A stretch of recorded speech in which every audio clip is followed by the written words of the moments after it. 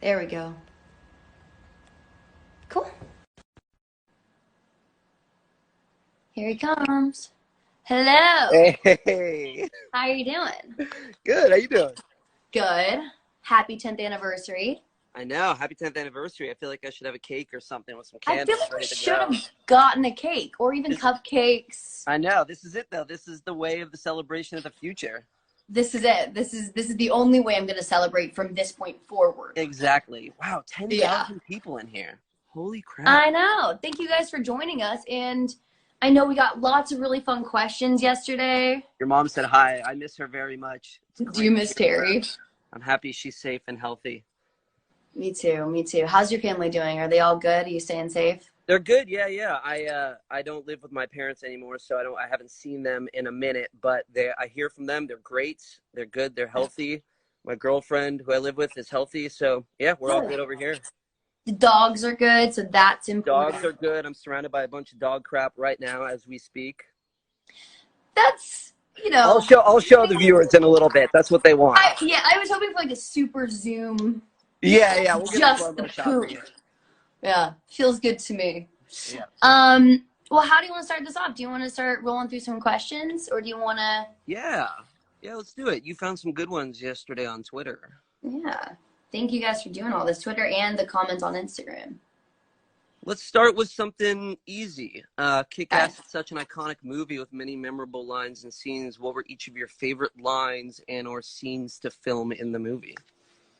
And that was from @SteoFandafYYD. Exactly. Nailed it. Do you want to go first? You want me to answer?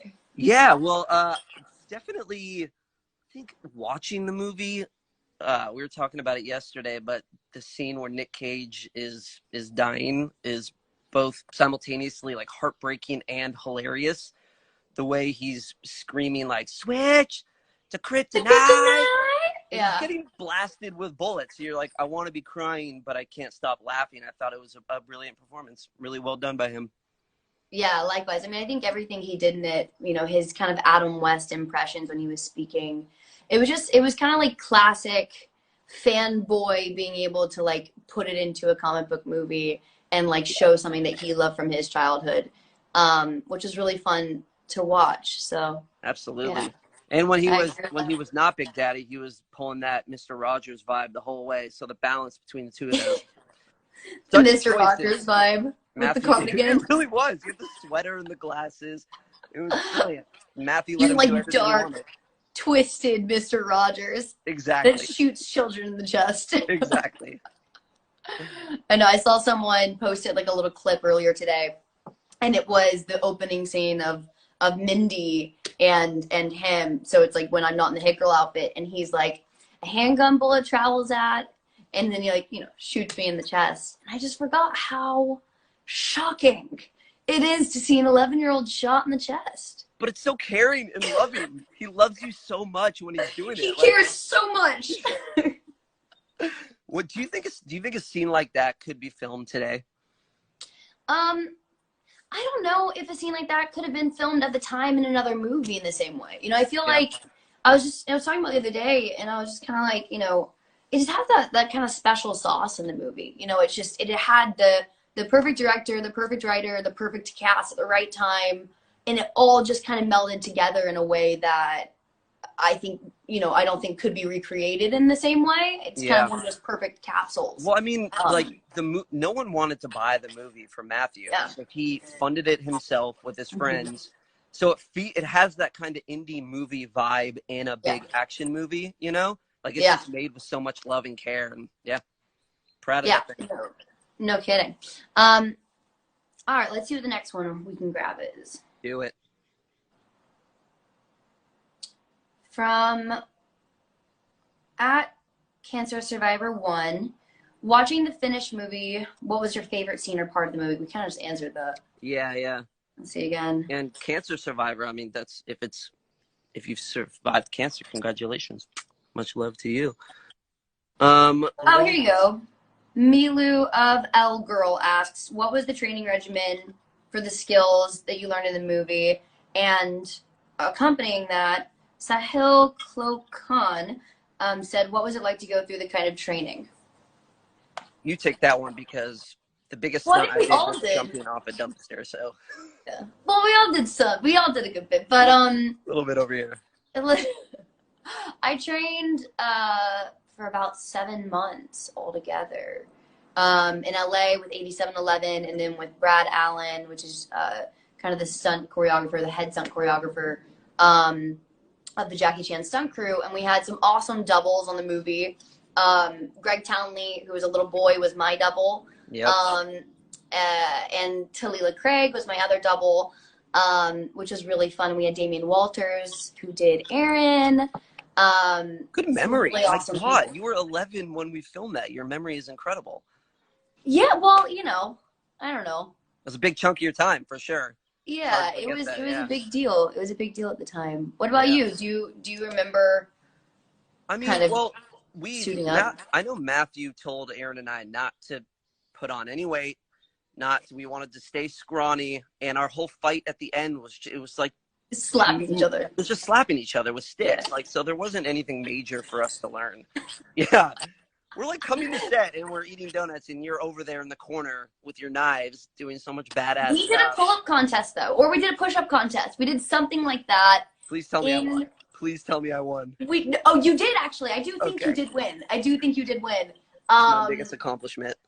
I don't know about that, but I know I think you won. But we did it in the kitchen area of that after the hall sequence. Yeah. We were in there and we did it in the kitchen area. Do you ever look back now that you're are you 23? Yeah, 23. You ever look back and go, that is fucking crazy what I did as an 11-year-old on that set? Everything you learned. Like, do you ever take a moment and just be like, I was fucking badass? It's just it's kind of crazy. It's how much it's influenced me over the years as an adult now. Like I gained so much physical confidence at such a young age that, you know, and I learned so much through fight training and weapons training that, like, as an adult now, it's kind of influenced me in every role that I've done with being the more strong kind of female. Yeah. And kind of not shying away from the more heroine aspect of it. Yeah. Life changing. It changed your life in a very, realistic way. Awesome. Yeah. Cool. It was crazy. I know. You were a child and I was a man child. I was 19. You were a man child and I was just a child girl. I know. You were so much more adult than I was on that set. That's for sure. You had your parents around and I didn't. It was like the first time I was not with my parents my whole life. So you just went hog wild? Yeah. I was Did like, you? oh, Because I wasn't a part of any of that, you know, because I was a child. Yeah. Well, yeah, you know, we shot in London for 3 months, so I got to live on my own for the first time ever. And oh gosh. the drinking age was 18 out there, so it was definitely a growing experience for me as well. It was, yeah. You kind of got into it, yeah. A little bit on the weekends, never. A little bit. Never on set, never during the week. Very professional. Let loose on the weekends. All right, let's move on to another question before I talk about my blackout nights in London. I guess it's a good question for, like, kind of Kick-Ass 2 for your character and being able to kind of suit up.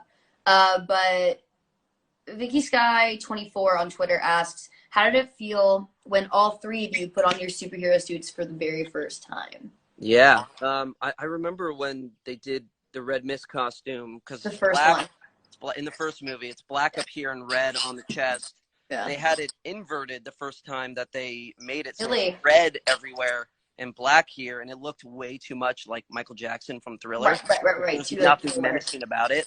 Yeah. So they changed it, and it looks fucking awesome. It was a pain in the ass to wear. It was a bunch of leather, and the cape weighed like 20 pounds. So it was trying very to exhausting. pee. Yeah. Was so hard. Awful. And you're consistently drinking too, because you're sweating nonstop in those things. Yeah. So it was finding the balance. But yeah, no, I mean, what about for you with your costume? The first time I put it on, I remember it was all in pieces. So I had like the shoulder pieces, and we had like part of the pants done, and then we were just trying on the gloves and stuff like that. So the first time I tried it on, it was a lot more, I think it also was a bit more like motorcycle bike, kind of like biking outfit, leather kind of look. Yeah. Which it ended up being similar to that, but it definitely became more streamlined. And I think they chose a separate color of purple for the leather. Right. And then actually the tartan, the kilt that I wore was Matthew Vaughn, our director's family tartan Oh, that wow. they had dyed purple. So it was his family, like yeah, their tartan. So that was like a fun little thing. So we only had 2 skirts, and then we had like 6 double of the leather suits, and we constantly ripped the crotch open because the leather didn't stretch there. So I would Right. do all these high kicks, and it would just rip. And that's why Wow. Greg Townley, who is my double, we were both kids, he had like really baggy version of the pants. Oh, wow. That way he could do big kicks and stuff like that. Yeah, yeah. That's crazy. You had an adult man as your stunt double for an Well, 11-year-old. Greg was a kid, but then I had But you had, Jai, I think. yeah, Jai. Yeah, Jai was an adult man. Yeah. I wonder how he feels about that. I don't know. I mean, I feel like it probably happens frequently. For sure, for sure. It probably happens, but yeah, I don't know. He was doing some badass stuff. But you brought up Matthew Vaughn. I remember in the Frank D'Amico household, all the art on the walls were replicas of the art that Matthew had in his house. Yeah. Just like a nice little fact for you guys, you know? Yeah. He definitely always like kind of has a personal touch in his movies, and he's such a cool director, and he really kind of let us all take the lead on our characters and gave us a freedom, you know what I mean? Totally. And didn't hold us back in any way, which was Yeah, really and we had special. Jane Goldman there on set every day, giving us new lines, letting us do what we wanted. Jane great. was awesome. She was the coolest. I like this question for you. At Daniel Luke Allen asks, would Mindy McCready get along with Deadpool? Oh, that's a fun question. I feel like, yeah, probably for sure. I think they have a very similar aesthetic to life. Yeah, yeah. That's fucked up.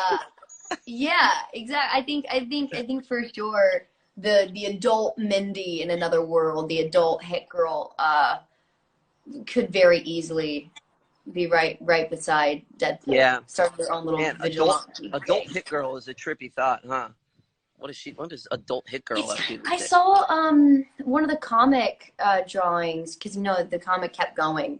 Yeah. All the way to kind of adulthood, and I think she got her own kind of hit girl little thing. Gotcha. But she really became kind of crazed and like almost I think a little Harley Quinn-esque and Oh wow. a little trippy. I can't imagine, you know, that you'd probably fare well from being raised like that. Definitely not. Let's see. What else is there? You do like one more and then get Aaron up in here. Yeah, let's do it. How has your life changed since Kick-Ass? I mean, Oh yeah, that's a good one. Yeah. How has your life changed since Kick-Ass, Chris? That was at 1721. Daniela asks. I mean, I couldn't say it changed too drastically. I think it changed very drastically after Superbad. Yeah, for kind sure. of like, you know, it put me way up here, and then I got to do what I wanted after, which was like Role Models, Kick-Ass, Neighbors, all that stuff. But I think, I mean, for you, it's got to be crazy, right? That was Kick-Ass your first? Was that your big movie that kind of put you on the radar with a fan base? Yeah, I mean, that was the one that really started like my core fan base. It kind of came from Kick-Ass. And Let Me In, because those two were kind of the same time period. So those two really kind of was that alarming to be 11 years old and having people recognizing you and coming up to you? Do you remember what that was like? I mean, it was probably crazy for you with Superbad. I mean, you became viral, you know, what we would call viral now. Like you were like the original kind of like early meme with the Hawaii ID. Yeah, you know what I mean? Like it was. Yeah, I was 18, so I was definitely like kind of coming into myself, but still just a dumb kid, and having people screaming, you know, lines from that movie, running up to my car door, literally running up to my car door and banging on it and saying like, that's a weird one. I just gotta call. But you know, just stuff like that was very alarming for an 18-year-old. But you had a great support system and a great family around you to kind of keep you safe and protected. Yeah, I felt really lucky to kind of have 4 older brothers that almost acted as if they were bodyguards in it themselves. And I had, you know, my mother and Trevor on set kind of at all times. And then during the press tour, we were always together. So, you know, things definitely have gotten weird before, and, you know, the negative sides have happened and people have gone a little too intense. But ultimately, all in all, people are really awesome, and it's kind of given such a loyal fan base, and such a really just kind of really cool people who show up, you know, to Comic-Con to this day, still wearing our outfits. It's amazing. And It's amazing. you know what I mean? Like tattoos of the characters and stuff like that. So definitely like hardcore fans. Yeah, it's incredible. Someone asked a good question for you, and they said, what did you think when you first heard your superhero name, like, said to you in the movie? Red Mist, I thought was badass. I loved it. Yeah. I was very alarmed in the second one when they named it the Motherfucker, because it's just not anything you want screamed at you on the street. At all. At all. You don't know if it's a movie or if someone's just really not okay. Yeah. But, you know, should we get Aaron jumped in here before? Do it. Yeah. That was a lot of fun, Chloe. Thank you for joining. Of course. I'll be Between one not Fern. Yeah. All right. Much love. Thanks for tuning in, everyone. See ya. There we go. All right. Let's see where Aaron is. That was fun. Let's scroll down here. All right.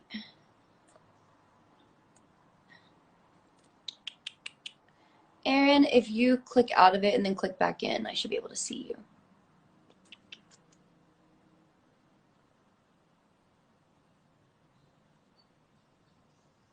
Come on.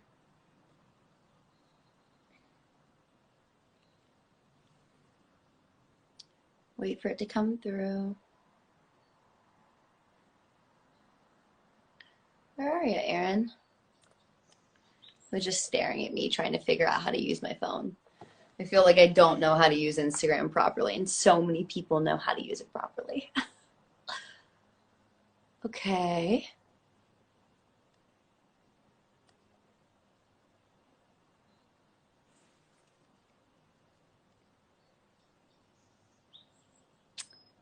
Aaron, if you jump out and then jump back in, I think you'll pop up.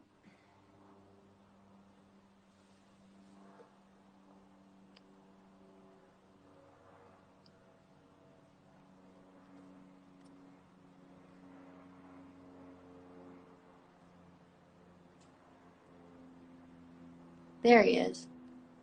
I see ya.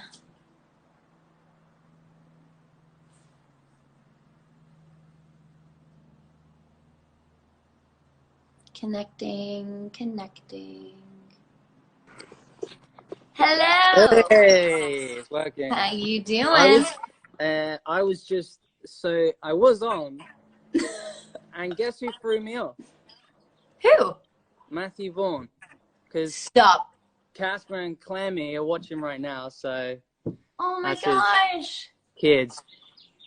And he was calling me because he wanted to rip into me and Chris, but now Chris is gone. Oh, so I was like, great. we got Instagram, do the whole thing. I know. Could you mind if we get Matthew on this as well?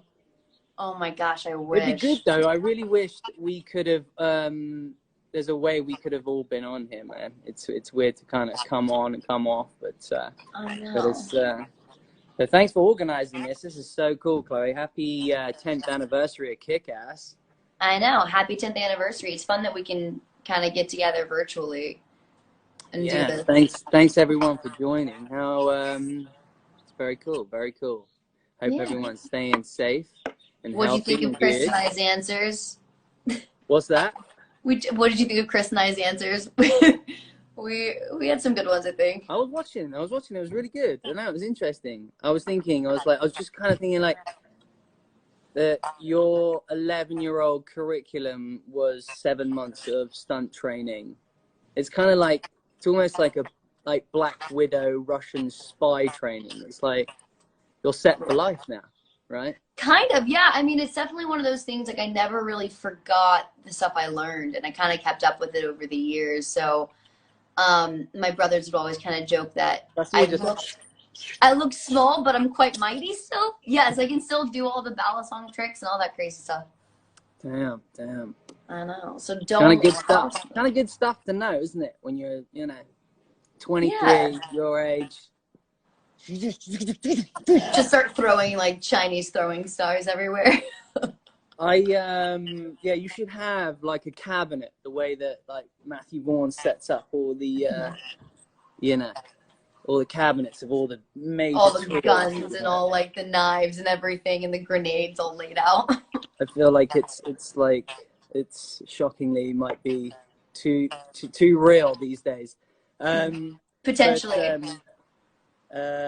Yeah, it's really cool. I was looking at some of the questions that you got. Yeah. Like one of them's like, what have you been doing? It's interesting that you've been doing doing the live workout stuff. I felt like I really wanted to join in, but we were like, I can't do that many pull-ups. What? Aaron, you can definitely do that many pull-ups. No, you can 100% do that many pull-ups, Aaron. I've been trying to stay on a work regime ethic kind of thing, and I've been going for a 3-mile jog every day as much as possible. Really? And then get out. You got a mask up. Put your hat on. Trying to stay sane and healthy at the same time. Go for a jog, which is really good. But have you been doing anything else? What's like your daily routine just to kind of get through the day and keep yourself sane and interested in things? Definitely working out's a big one. I mean, I don't have any kids like you do, so I don't have anything that I kind of have to keep up with that much so, but I have my dog Ruby, who right now is making so much noise in the corner. But she's kind of my baby that I have to take care of. So she kind of keeps me on more of a schedule. And actually doing like these Instagram lives is kind of a strange thing to look forward to. Oh, so I was like, I like get to go to bed early and like have something to do tomorrow and talk to you guys. So I feel like only you could drag me on to a live Instagram. Thank you for doing it.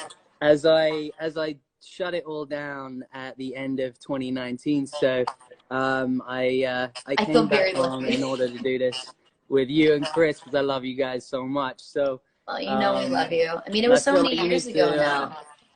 Quite honestly, I'm a bit of a hermit, so you've kind of pulled me out.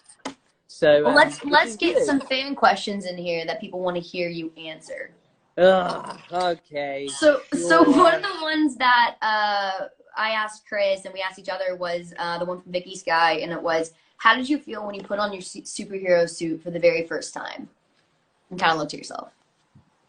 I mean, I think my general reaction was, my costume wasn't supposed to be cool in any way. It was the complete opposite of cool. So I think the more awkward and bizarre and silly it looked was the better. The major thing for us was trying to figure out how to match the comic book mask, because I think the mask covers the mouth, and so we had to like cut a hole, and we already had this much to work with, and I think we might have done some screen tests with trying to find out which, what works and what doesn't. And, but, it was, do you remember we had, the mic packs? I remember how annoying the mic packs were, because you had them in your wrists, right? Yeah, they might have been in my boots or in my feet. So the wiring all the way up the leg and through, over through the mask, and I think they stood here. Yeah, so like trying to go. Yellow lines come there, and then they horrible come all the way up the back. Yeah. But it was funny you were saying about you and Chris were saying about how much you'd like most awkward thing was when I had the battens in the back. It was this whole back strap that you couldn't zip. So if you needed to go to the bathroom, you have to about 3 people undo. You're like pulling things off. go to the bathroom, run back on, you know, and then you might have like after a few routines, you've like got sweat patches. It's just Yeah. the irony of a wetsuit. It just didn't keep anything dry on the inside out. So then we'd have to have variations on different wetsuits. And even though they're cut the same, there's always the one that's your favorite. I don't know if, you know, maybe just like a hero mask or whatever. There's one that just fits better than most. Otherwise, some of them are like, I don't know, like push up your nose or like yeah, make you look crazy. Yeah, we had a couple hero wigs and one hero mask because it was something about like the black mask, the way that it laid on my face, it would make my eyes kind of scrunch together, and then I couldn't really open them. So there were so many where I'd be like trying to look through the mask. Whereas like Greg, my double, just had like one that was like an oblong eye and one was like a smaller eye. Yeah, I know, it's bizarre, isn't it? It is crazy. I was thinking, what one of these questions is, what's the what's one of the icon? What's something about one of your favorite lines? What's it say? Someone on Twitter, I can't even pronounce that. Kick-Ass is such an iconic movie with many memorable lines and scenes. What were each of your favorite lines and or scenes to film in the movie? Well, that's a bunch of questions. So what's one of your favorite lines, or what's one of your favorite scenes in the Kick-Ass movie? Probably my favorite line is the C word for Hit Girl. That's probably my favorite line. What I was going to say is just like Chloe dropping the C-bomb, just because I remember when you were shooting it and how it was such a, because that was one take, right? Yeah. Matthew. Because I remember really wanted it. You know, Chloe's 11. She had her mum and her brother on set, and I don't even know what the alternate line was, but it obviously was something you did take after take. And then Matthew said, "Yeah, can we all we want is just one take of you dropping the C-bomb, and then." And then that was it. He was like, great, got it, done. That was it. We did the one take, and it was just, I watched it back, and I was like, wow, it's so intense and so funny and so wild. And so, I don't know, it kind of like, I think it just kind of sums up the movie a little bit for me. Like this girl, a tiny little 11-year-old in a purple outfit and a purple wig, saying the C word with you in the corner, just like terrified on the ground.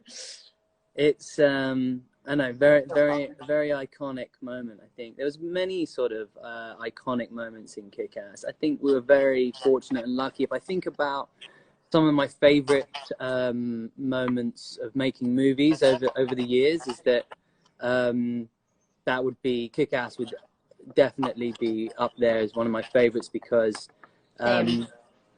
like Chris was saying earlier, it was an independent movie.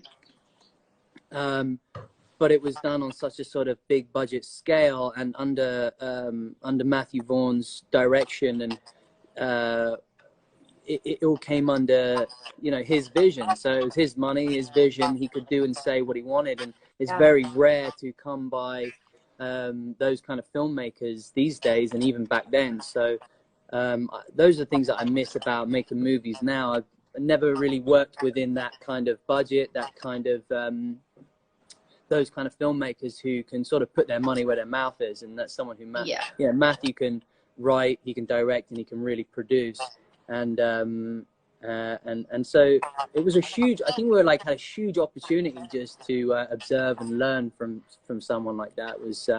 It was really influential for me, that's for sure, you know. So definitely, and just like kind of the freedom that we all had to kind of go there on the day and do whatever we wanted and kind of push the boundaries of the characters and we were all just, you know, trying to figure out what we all liked, and he allowed us to have that freedom as young actors, you know, to kind of foster that.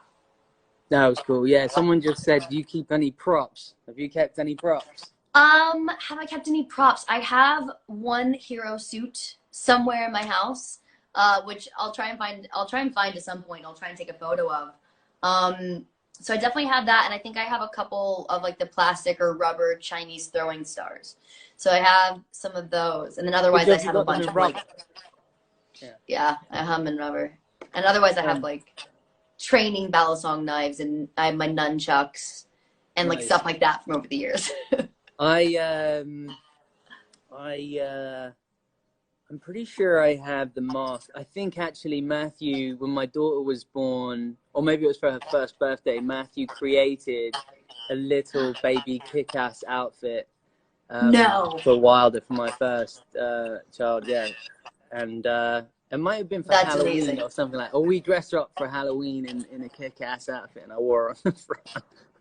That is ridiculous. You were saying the other day that one of y'all's is almost around the same age that I was when I auditioned for the movie, right? Yeah, my Wilder's almost she'll be 10 in July, so yeah, very similar sort of age, yeah. Crazy. Yeah, I know. You start to realize how young that is when you're around. Absolutely. I know, it's crazy. I was thinking though, as you're putting this together, I reckon I have some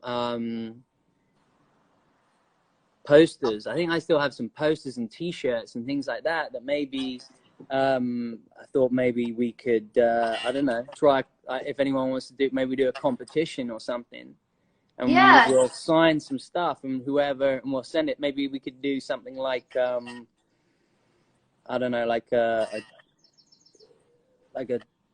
TikTok dance thing or something. Like maybe you have to dress up as Kick-Ass and Hit Girl, Red Mist.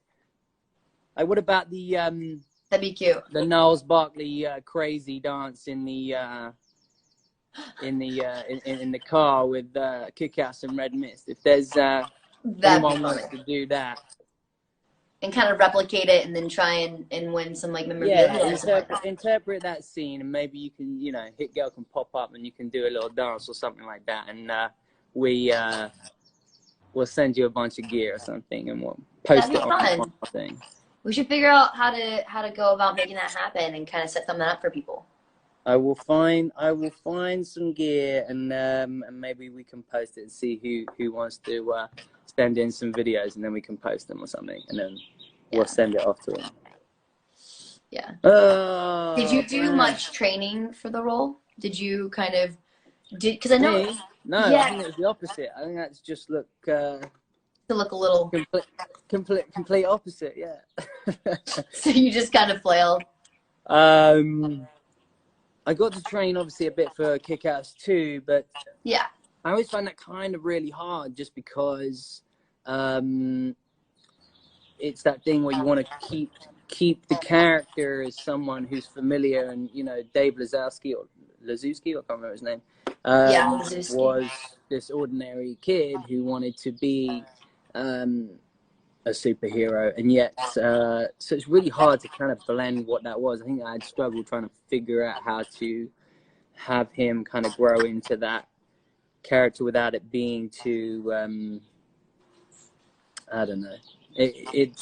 But it was good to be able to do. I think there's one here that says about, is this one, were there any stunts that you wanted to do yourself that the studio made you use a stunt person for? I think we pretty much got to do as much. I mean, every stunt coordinator and stunt unit director are always, if they can use the actor and the actor's willing to put in the time and effort and do it, then the best thing is you're the one doing it, because the camera angles are better. But if you can't, then there's stunt doubles, and if it's too crazy, obviously, and it's a height thing, or you know, and you got to have a harness and this and that, they'll probably use a stunt guy. But Chloe did pretty much, I would say, every single stunt she'd done, you know, it was all Chloe. And then obviously on the first one I didn't do anything, and then the second one I got a chance to pretty much do it all. I mean, you kind of want to, because it's always that dream, isn't it, as an actor? You kind of go, oh man, I want to be the one doing that. Actually, the first Kick-Ass, I think there's that jetpack sequence, and we fly up, and that's green screen, but we're all in, like, you know, we're all in harnesses and things like that. But obviously those are stunts, and that was they a still need to be painful technical sequence. Yeah. Because the harnesses, we sat there in those harnesses for minutes at a time, just kind of hanging there in midair with the air on us, pretending we were on a jetpack. Remember? I can't remember anything, Chloe. I'm barely, we like hung there. When you have as many kids as I do, I can't remember what I had for breakfast this morning, honey. But yeah, I remember it was tough. But you know, I remember being incredibly impressed by Chloe. She, like, her professionalism, and I'm not just saying this because we're on here, but you know, 11 years old, she was one of the, like, extremely mature for her age, and she was extremely professional, and it was very apparent right there that she, you know, that we all knew that she was going to have a stellar career the way that you have, and it's beautiful to see. But I also think Matthew Vaughn is someone who's has always been really influential in really picking out and finding those kind of new talents and stuff, you know. Yeah. Like with, I'm very fortunate and lucky for him to have thrown me into this, and then I think finding Chloe. I also think for Taron Egerton in Kingsman, I think for the next Kingsman you'll see as well. He's just someone who's really interested in establishing new talents and stuff like that. I mean, how was the casting process for you? Because when I came into the casting, I think I was one of the last people to be cast, and I remember having to do a screen test with Chloe, with Chris, Clark Duke, and it was tough. You know, I came in, I was like, oh, I've got these. I didn't realize, you know, I was going to read with a bunch of actors and play out these scenes, and you know, I think I had the scenes the night before, and it was a life-changing moment. It really was for me at that time, because I had, how old was I? Probably what, 17, 18, I guess. I had moved to Los Angeles, and to continue acting, and I'd been there for 3 months, and I'd been going to audition, you know, door to door, and I was about to leave that day, and I was about to Really? to the end of it, really. Wow. And yeah, so I was heading to the airport the day before when I met Matthew. That's crazy. And he said, turn around and come back tomorrow and do a screen test. So I then, after that screen test, I went straight to the airport. But then he gave me the job the next day. So it was one of those poignant sort of turning moments. How was it for you? I mean, that's, you know, that was kind of the interesting thing about Matthew is also, even with like the casting process, he just kind of takes his own lead with it. There was another girl, I think, that he was about to cast, or had almost cast for the character. And I kind of got a last minute audition. And I came in, I think, again, I got like the sides, I think, really quickly. I think it was like the day before or so, like that. And I, you know, prepared it as best that I could, and I came in, and I met him, and it just kind of all worked. And then we found out, I think it was like a day or two later, that he wanted me to be a part of it. I might have read again. I don't quite remember all the intricacies of it, but it was kind of a crazy process, because it was like almost a sure bet that I wasn't going to get it, because it was almost cast already. And then he gave it to me, and I mean, he, you know, continued for years, and still does, you know, checking in and continuing to like give advice. And he's just he's kind of like a hands-on person in general. He's not just like a director, you know what I mean? He's somebody who wants to be a part of the lives of the people that he casts, and to kind of continue that. And he's the funniest. He's such an interesting guy. It's crazy to me that his kids are so much older now, and they're functioning. I know. Teenagers. He said on the phone. He just said on the phone. He goes, "I was looking at them, and they were, you know, they're my babies at the time." So Clemmy was tiny. I remember Clemmy was like, when I first met her, I mean, she was like a little tot. I know. Wild.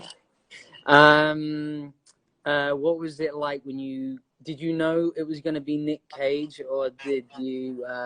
What point did you find out? And when you met him, what was the experience like working with Nicolas Cage and him playing your father? It must have been like he's badass. So. Like one of the coolest actors ever. I mean, I was always like, you know, like Raising Arizona was such a cool movie, and I kind of weirdly enough loved that movie when I was younger. And so I was super excited to meet him, and I think I found out, I don't know. I think I found out. I think we found out like before we got to London and everything that he was going to be a part of it, or at least they were trying to get him to be a part of it.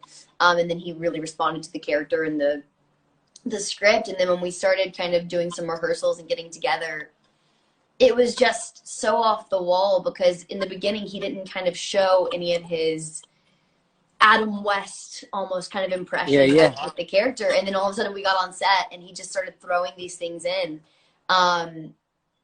And it just kind of, you know, it just shows what a smart actor he is, because he built so much into a character that I think, you know, made Big Daddy so special. And that their relationship was so twisted, but also so beautiful in a way that you really cared for their father-daughter relationship, no matter how dark it was at times. I remember I remember one of the rehearsals. I can't remember where Nick was talking to Matthew about doing a bit of the Adam West thing, and I remember we did like a reading or something, and he started like breaking it up in the Adam West way, and I remember thinking, wow, how crazy and how wild and how brave that you're gonna like. Brave. I don't know, that thing where you get really nervous, and I think as an actor, it told me a lot.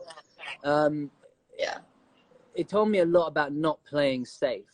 Like, there are lines on the script that you could just deliver and play it safe. And I feel like Nick Cage is such a seasoned actor that he will never play it safe. Like, no. He's gonna experiment as much as possible, and you know, maybe 5 times out of 10 it doesn't pull off and doesn't work, but the other 5 are going to be iconic, brilliant moments. And I think for me at that age, watching Nick take that role well off the page and building something was like, oh, that's real acting right there. That's in the world of Gary Oldman, and Daniel Day-Lewis, many others who can it takes it to a whole other dimension. So that was impressive, even if it is in comedy as well, right? It had a lot of comedy. It doesn't have to be drama, but it was that was really cool. That was really, really cool. Did you find it fun to kind of jump and do another like an actual superhero film after playing a kind of fake, you know, wannabe superhero, then going and actually being super badass and being super cool? Was it kind of fun to be powerful? I think there was like definitely a feeling of being able to do something I hadn't done, I suppose. I don't really you know, I still have to look at it as a character in its own, and I guess ultimately that character really never got its opportunity to even get the costume. So in that sense, it was a lot of fun to play something different and play a sort of a character that had a superpower rather than and it kind of the irony of it, I guess, was kind of interesting, you know. But how about you? Did you have to real superhero? I feel like I'm sure they've been knocking at your door every which way. I think what would be awesome would actually be like a Hit Girl, you know, like limited movie series or something. You know, I'm sure that would be insane. An adult Matthew, kind of if you're still watching, that's what you got to be doing. To kind of show like the real Hit Girl and what she would be as an adult. I mean, I feel like she would be pretty twisted and pretty dark. And you could do some kind of interesting stuff with her. Kid, so you know. She was already pretty twisted as a kid, so that's cool. Maybe she's the opposite. Maybe she's like an accountant who works in like a social worker. Maybe she's giving it all up. Yeah, she's like a really sweet. She's just a very normal kindergarten person. She wants to settle down. See, look, there's your act 1. Exactly. She wants to settle down. She wants a real boyfriend, normal person, doesn't want to deal with it anymore. She's got like 2 kids. Then Solid Dave girl. Lazuski ends up knocking on the door. And he gives her a stupid plan. And that's it. She goes back to the cupboard. And behind the cupboard is the costume, cupboard. the girl costume. There it is. She stares at it for a while. It's tiny. She then puts It's like it an away again 11-year-old and says, costume. no, it's not for me. It's not for me. Rolls round and someone has her back. It takes her boyfriend. And she's like, no, you don't mess with my boyfriend. With me. And she goes back. She puts the outfit on and it doesn't fit anymore. Because it's just not. It's just child grown out of it. It just doesn't fit. Yeah. And it looks really weird. And it's like here. And you're like, oh yeah, no. she's like And then you're like, oh. And then you have to remake your own one. Cut in montage. Out of bed making sheets. Lots of montage making it. And it's like And then she's out on town. Yeah. There you go. There's that And she doesn't one. know how to fight Go straight anymore. into act 2. Have you? We'll wrap this up. But have you, just real quick, for anybody out there who's just thinking of things to do, what have you been doing? That's like, have you been cooking a lot? Have you been doing things? Have you been watching? We've been doing this thing. Ryan Heffington, the dance choreographer for the Sea of Videos. He does like a live. Like dance class? Yeah. Oh, it's a lot of fun. We do it with the kids. It's so much fun. Oh, that's so fun. That's a lot of fun to do. That's fun. Yeah, I've been cooking a ton. I've been really lucky that we have such good farms around LA, so I've been able to kind of order direct from farms and get all That's really good. my produce that way. That way we don't go to the store. Yeah. And we've just been kind of like messing around, been baking bread from scratch. Our friend Rachel gave me her sourdough starter, so I'm going to make sourdough. My wife's got a sourdough starter. We got a sourdough starter. Yeah, I was 45 years old. How old's yours? Mine's not so old. Mine is probably about a month. Right. We'll compare sourdough bread. I'll send you a sourdough, and you can send me one. Yeah. We should do a live sourdough bake-off. Okay. No, well, honestly, this is it for me. I'm done. I'm leaving again. I'll be back next week, we're also going to do, okay, cool. I will. I'm contemplating just shutting it all down again. Maybe I'll hold it up for a little bit longer. I know it means a lot to everyone that you like kind of came out the I show. don't know. I did see a comment just come up and say, Aaron, you're making me tired. So there's like lots of Zs. Like, oh my god. Oh my god, stop. I'm actually dead. Yeah. So I guess I better leave and better go. Thank you for doing this. Thank you. 10th. Thanks, Chloe. Thanks for arranging this and putting it together. I think it's a really cool, really smart thing to do. And happy 10th anniversary for Kick-Ass. Matthew, hope you're still watching. Thank you for putting this all together, making this crew happen. All right. Thanks, 10 years and we don't hate each other yet. No. Wait till Kick-Ass 3. We'll see. Uh-oh, ... You really left everyone on a cliffhanger now. All right. Lots of love to everyone. Bye. Thanks for having me on. Take care. Bye, huh?